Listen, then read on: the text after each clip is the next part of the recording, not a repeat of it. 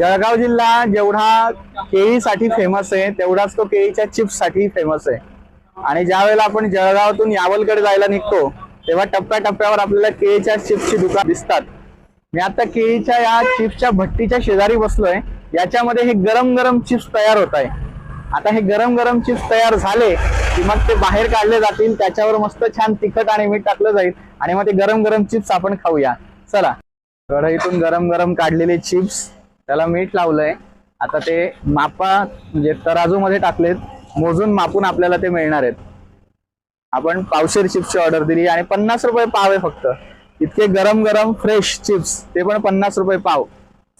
जिभेवर असं पाणी यायला लागलंय।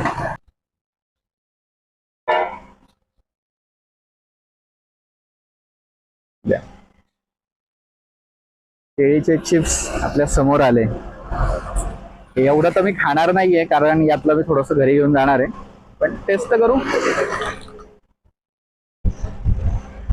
वाव,